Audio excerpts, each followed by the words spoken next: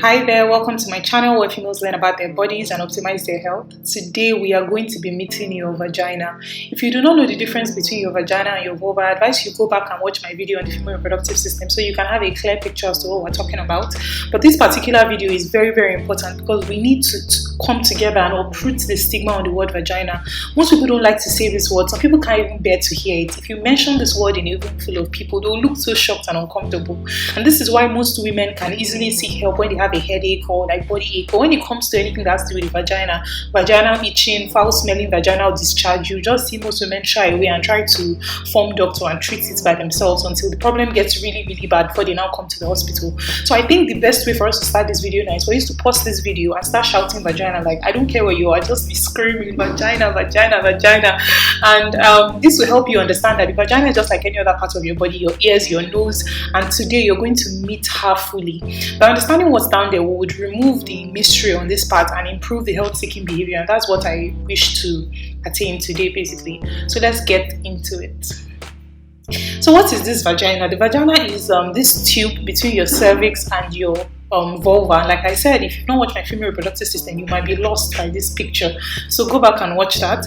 And I kind of see the vagina as an airport because everything traveling in and out of your female reproductive system from the external world is definitely going to pass through your vagina, and the vagina leads into the system. If the penis enters here during sexual intercourse, it's going to deposit the sperm. The sperms will be dropped off here and they will take off basically towards your uterus, and if that results in a pregnancy, the baby will still have to come and land in the stomach here before it comes out into the real world to experience the wonder of life that we're seeing every day. So whatever is going up or coming down has to either take off or land in the vagina, and that's why I call it the airport. It's also a pathway because blood passes through during menstruation. The penis enters here during sexual intercourse, and like I said, if that results in a baby, this is still where to pass. So just get ready to learn what makes your vagina super special and unique and when compared to other parts of your body. So here is the entrance of your vagina, the vulva. And if you do not know what the hymen is, if you don't know how your clitoris works, you should go back and watch my last video of the vulva. Like, that video is so important, and there are two parts, but don't worry, it's very interesting and there's so much gist you do not want to miss there. But before we now get to the vagina proper, I actually want to just run through our hierarchy. We started at the vulva, then we are coming into the vagina, and this is where we're going to pack our bus for today and study. And going in, we have the uterus or the womb. The lower part is the cervix, which opens into the fallopian tubes, and then we have the ovaries. So that's just basically it. So for today, there are 3 things I need you to know about your vagina, and if you know these 3 things, like, you are going to be a professor in this topic and you can speak to any female about it. But basically, the first thing is your vagina can stretch for Africa. Like, if we're sitting down here, your vagina can stretch to God knows where. Secondly, your vagina is a big girl. Like, she can take care of herself. She doesn't need you to clean her up. She's not a toddler, so you don't need to interfere when it comes to cleaning up your vagina. And the last but not the least, the vagina is very aggressive. Like, so if you can know that your vagina can stretch, she's a big girl, she's aggressive, that is all you need to know for this video, and that's what we're going to be exploring. So first and foremost, let's see how your vagina can stretch. You see this woman stretching here, that's why I put it. The vagina is so elastic. When a penis enters your vagina during sexual intercourse, the vagina will wrap all around it. Also, when a baby is coming out during childbirth as well, this same vagina will also stretch and wrap around baby's head and open up so well that the baby can pass through and come out. The tensile strength of the vagina that allows it to stretch so much without tearing is thanks to something in the walls of the vagina. This is vagina here, something in the walls called the rugae. And the way I would describe the rugae is when you wake up in the morning, you know how your bed sheets can be scattered and you have folds everywhere on the bed. Then these folds will disappear when you lay the bed and straighten it. Same with the vagina. When it is stretched, the rugae will disappear. So we have the rugae that like folds in the wall. When anything wants to pass, like maybe the baby wants to pass during childbirth, this vagina will stretch and those rugaes will disappear.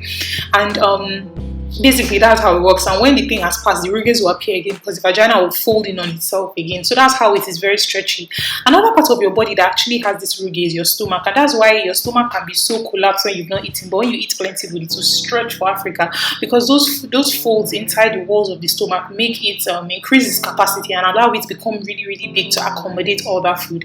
So now that we said your vagina can stretch for Africa, I hope you understand what I mean. So moving on to the second thing you need to know about your vagina is your vagina is a big girl. You see this here? They don't look like they're under 18. Maybe there's no, they don't look like they're under 18.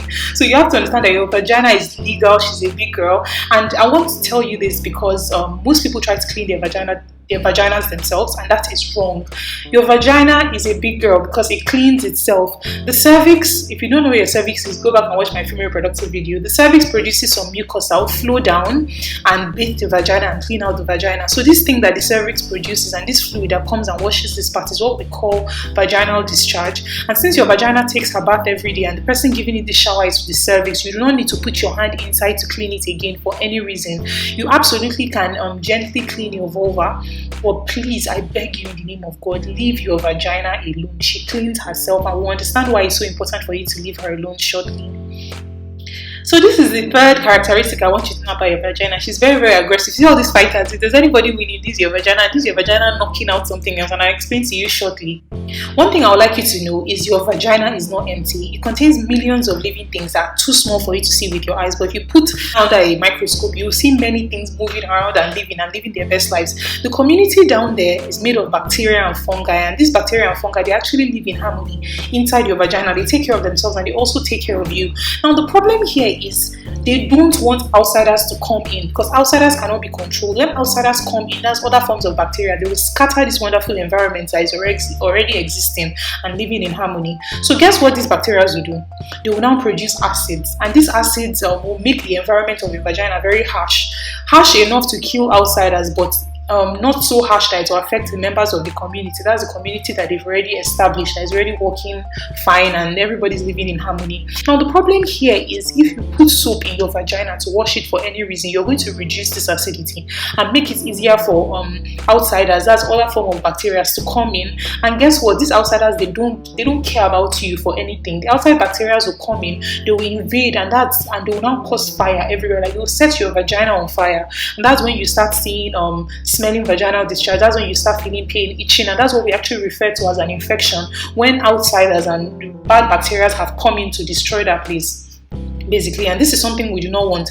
Even if the invaders don't even come in, if you already disturb that environment by putting your hand inside to clean or inserting anything inside, guess what will happen? Some fungi that normally live in your vagina that are not really a problem, they will now grow wings, because now the environment has changed. The bacteria that normally take care of that place are no more in charge. So the fungi will now grow and multiply and cause a lot of wahala for you, and that's something we don't want.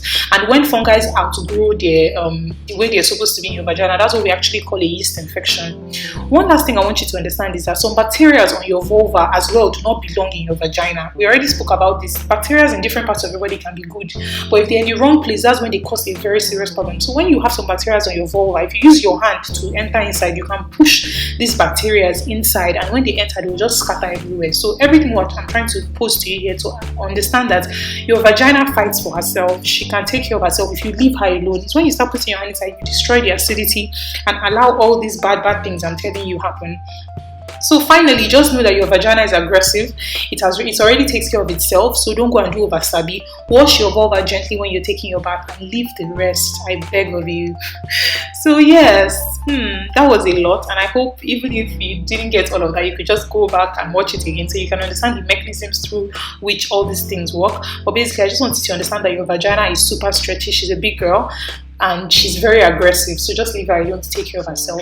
And don't forget that your vagina is on the inside here, your vulva is on the outside. So when I'm mentioning vagina, I don't want you thinking of this place, and when I mention vulva, I don't want you thinking of here. Your vulva is on the outside, your vagina is on the inside. Now, so for the perks, what makes your vagina so special? Number one, healthy electrocution. Now look at how this one is smiling. That's when someone shocks you and you're so happy about it. Your vagina has nerves that are sexually stimulated, but not as much as the nerves you see in your clitoris. And we already spoke about the clitoris in my vulva video. And that's why most women do not achieve orgasm simply from penetration. They actually need their clitoris to be involved for orgasm to actually join the group chat on that matter. So secondly, your vagina is also a superhero.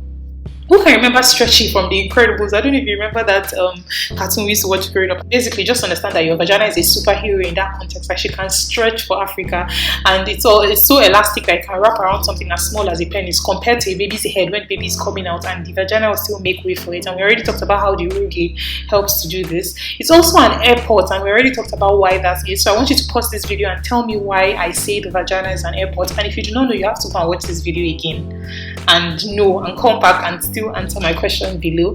And then, yes, self-sufficiency. We've already talked about how the vagina stopped being a toddler a long time ago. She's legal. Leave her be and allow her to clean herself. Also, I want you to look out for my V hygiene video where we'll explore everything you need to know about keeping this part of your body super fresh and clean.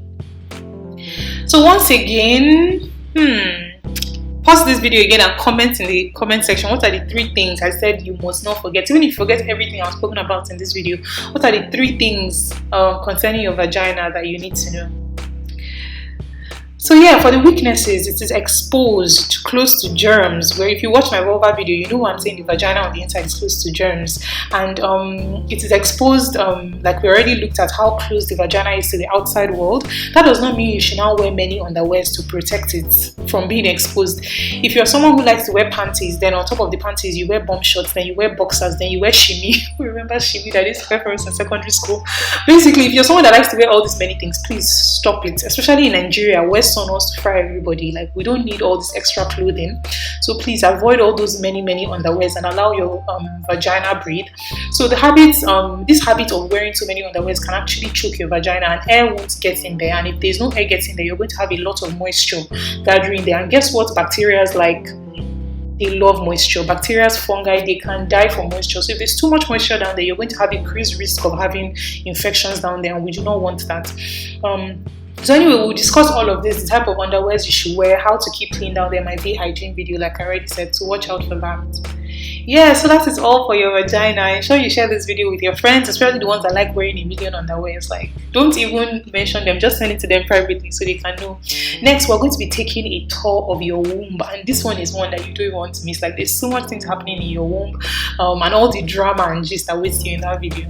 Also, you will know what fibroids are, adenomyosis, placenta, baby bumps. These are some things that, even if they're sounding weird now, after that video, you're going to be a master of them as well. So just make sure you subscribe, turn on your notification bell so you do not miss any upload, because as I'm uploading like this, you just need to be watching it straight up and real fast, basically. And also, this information, even if you feel it's not relevant to you, it's just good you have it in mind. So in case someone around you is going through something, you can just be able to advise them and tell them what to do concerning that.